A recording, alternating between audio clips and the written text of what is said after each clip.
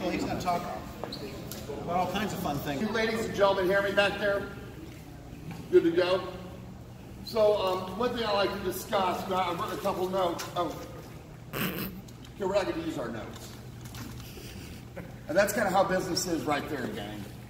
We can be prepared as we want to be. Life happens.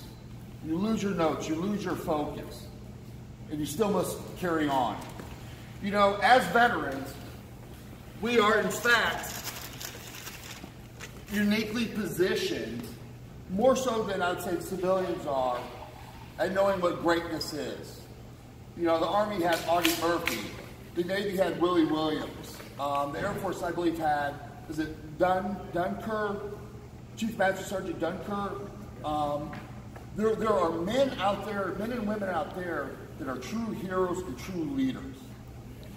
So when you get into your business life and you get to dark times that often lead you into a dark season, we can reflect back on the men and women that served and look onto them for strength. Because I can tell you, running a business isn't always a great day. It just isn't. In my life, graduated from a little school, Ziegler Royalton, not terribly far from here. I graduated from class of 35. Out of those 35 students, I graduated second in my class from last. That's no joke. When I enlisted in the service, my ASVAB score was so outstanding that the Navy recruiter said to me, "You qualified to do nothing, son. Nothing." I got in what they call an open contract. From there, they sent me with the Marine Corps. I became a bodyguard for naval officers. I joined the Navy for a very particular reason, and it wasn't to be a grunt. And I think that's how life is. Sometimes our best laid plans kind of go sideways. You know, we truly need to take the lemons and make lemonade.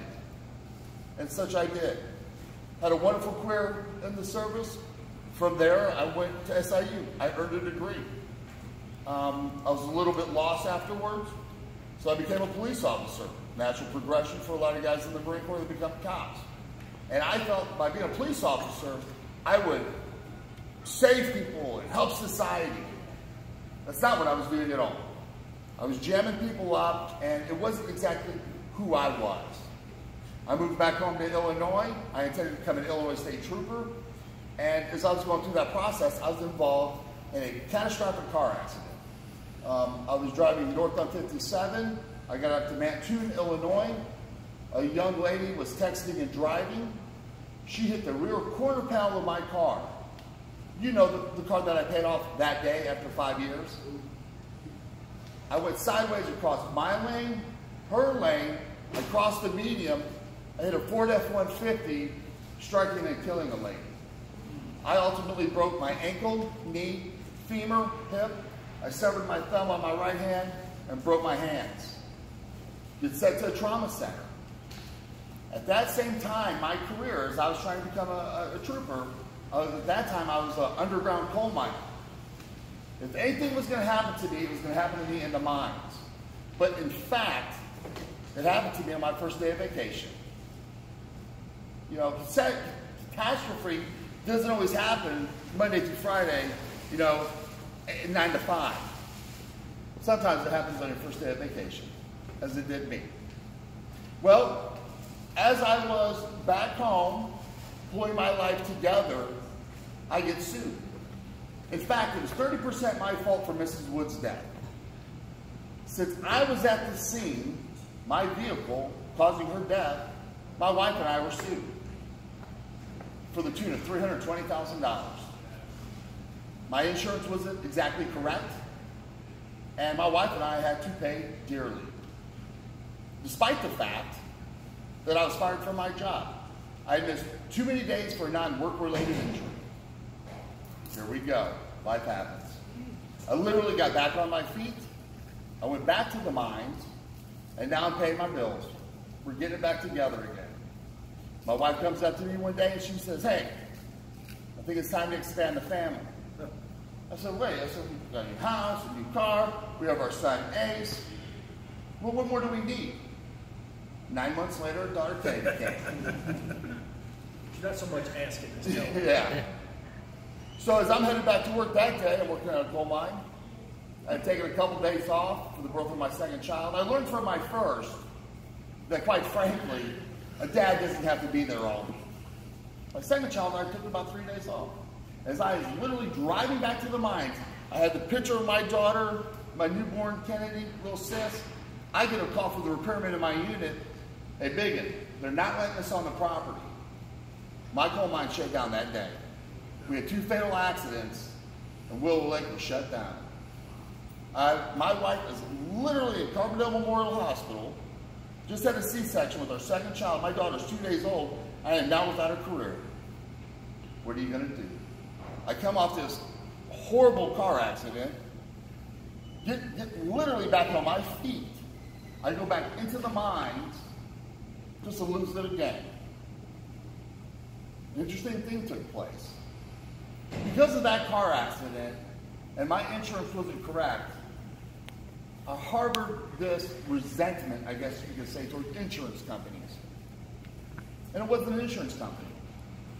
It was actually the insurance agent who messed up my day. He sold me a poor policy. An insurance company is only going to fulfill what the policy says. And I bought a poor policy. So I'm partly to blame too. Because I took his word for what he said.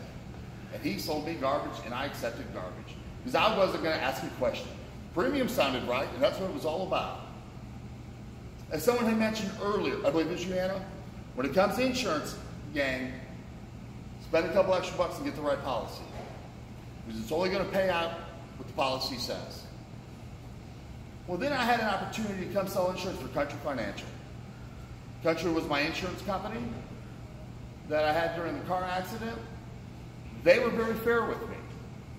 They only paid what the policy said. I can't fault them for that. So here I am, no money, a newborn kid at home. My life is completely upside down. Let's start a business. That's ridiculous. The things that you guys have learned here, and I'm going to say basically in the 5 minutes of life, it's taken me 5 years to learn. This is a pretty wild little program they have here that I didn't know about. I wish I did. Because often when we want to start a business, it's a dream of ours. It's a goal of ours. And like they said, it's about the plan. In fact, a dream and a goal without a plan is a wish at best. But a dream and a goal and a plan is what we call successful accomplishment. When you have a plan in place, you're basically starting out in California, and your destination is in New York. Without a plan, or the way I did it at least, I spun out in Albuquerque. I took off like a bat out of hell. And then when life happens, because it happens, things got sideways and I got off track. I didn't know what I was doing or where I was at. But with your plan, it's basically a GPS, let's say. The GPS isn't always accurate. Matter of fact, sometimes it tells you to turn right and there's a building right there. But your plan, in fact, will get you to New York in a more efficient and effective way than without. Get a plan in place. Dream big dreams. Life will only give you what you ask from it. That's it. If you ask for small, congratulations, you will get small. If you ask for big, you will get big. Dream big. Dream to the point where you don't think you're going to make it. Live in reality, gang. I often hear people say, well, this is the way it should be. Well, you know what? Congratulations, it's not. Life is life. If you put your feet firmly on the ground and you really reach for it, and you're reaching for the stars, and you come short and you've hit the moon, I'd still say you did pretty good. So live within reality. Reach far. As veterans, that doesn't make us any better than anyone else. We're not better people. But again, we are uniquely positioned to understand what facing trouble, reaching for a battle plan, and fighting a fight. Those are things that we've been uniquely taught. A lot of civilians don't know. To us, it's second nature. Utilize what you've learned in the service. You know, I think another really big thing you should do is, as you run your business, is be a friend to yourself. You know, when we do things, we have these negative thoughts. Those negative thoughts are lies. They are lies. They are walls that we build ourselves. Do not listen to the lies. Well, I'm not good enough. I don't have the talent. I don't have experience at that. I'll tell you right now, I went from the military to law enforcement to coal mining to insurance and financial planning. Nowhere in my lineage was I prepared to be a financial planner. But our capacity to learn is there. Do you want to do it? Then do it. If you want to make excuses, make excuses. I was not the biggest, brightest guy you've ever seen. Ask my assistant Jesse, she'll tell you. Get a team. Where I fall short in my life, I reach out to my assistant Jesse, who happens to be a veteran herself. Be brave. There are days that she says, hey Mike, you're being a knucklehead, man. We need to do this, this, and this. And it stings at first. But I hired her to protect me from me. I can't do it all. Boy, I've tried to juggle. I can't juggle. But with Jesse, we can juggle together. I believe we call that toss, actually. Get a team in place. This statement right here, gang, is pivotal. If you walk away from anything, know this. Watch what well you get your water. You will go to your friends and family and you'll tell them, hey, I want to start a business, and I want to do this, and I want to do that. And they're going to give you the best advice that they can give you. And that advice is typically filled with fear. That's not what you need. That is not what you need. So watch where you go. Some wells will replenish you and hydrate you. Other wells will drop you dead. Watch what wells you go to. I would work these long hours at my business trying to create something. And unfairly, I would go to my wife looking for support in my business. My dream is my dream. It's not her dream. And yet, I would go to my wife and expect her to praise me. I was not being fair to her. And then, in fact, an argument would ensue. I was a crazy person. I was not being fair to my wife. I was not being fair to myself. And then one day it dawned on me, I give advice to friends and family that I don't give to myself. So why do I go to my wife for that? My wife is one of the most outstanding human beings I know. She's an excellent mother, a fantastic spouse. And yet I was adding more bullshit to her life that she didn't need. Be a friend to yourself. Do not believe the lies. It's your dream. It's your goals. Surround yourself with people that are in alignment with you.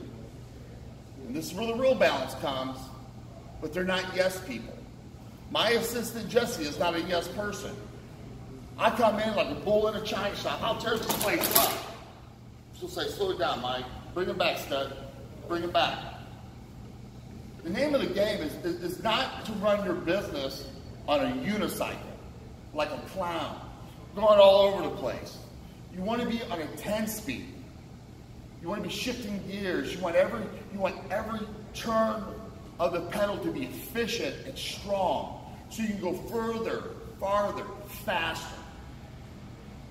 I applaud the guys here that are thinking about getting into the world of business. I applaud you. You're extremely brave. Some of us have families. So in fact, you're going to be carrying your family on this ride with you. It's not going to be easy. But that's okay. It's like anything in life. Anything in life. If you want to build big, strong muscles to be a big, strong guy, the only way you can do it, in fact, is to lift the weights. Matter of fact, you have to lift the weights to a point that you fatigue yourself. And then you go a little bit further, and you tear the muscle. Then after you tear the muscle, you have to relax for a little bit and let it heal. And then you do it all over again, and then you'll be big and strong. Your business will do that to you if you run it properly. You will be torn up. You will be fatigued. And you will also become bigger, better, stronger.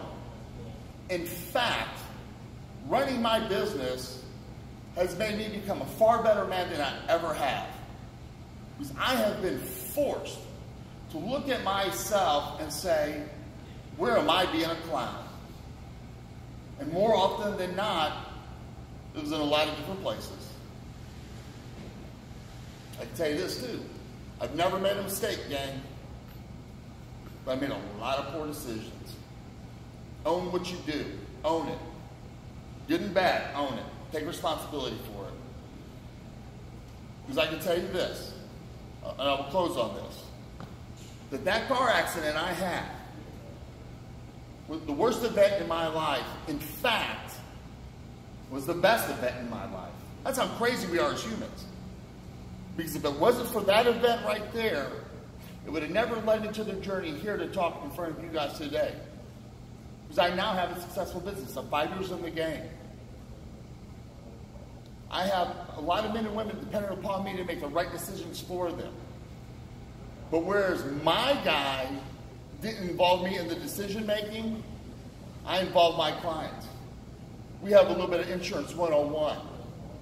So when you walk away the table from me, you walk away a little bit smarter. And you know what you have. I extend to all you guys out here, there's no ladies in the group, I extend to you men out here.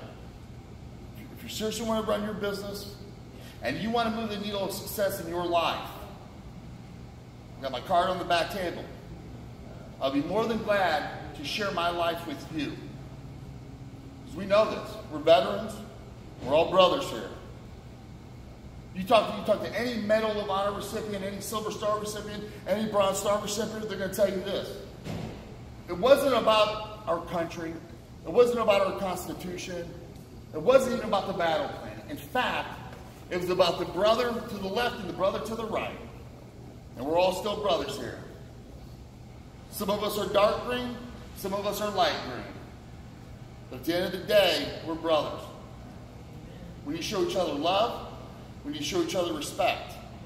I don't know you men, but I'll go to hell for you, as you will for me. So if you need help in moving your business, whether it be insurance, retirement planning, your home, whatever the case may be, you let me know, and we'll make it happen. I wish you the best. The wish is for losers. There's not a loser in this room. Make your plan. Stick to your plan. Change it where you may. And above all, do not give up. When you attack an island, the first thing you do is you burn your boat. Don't turn around, guys. Don't have no safety net. You move your life in a direction forward.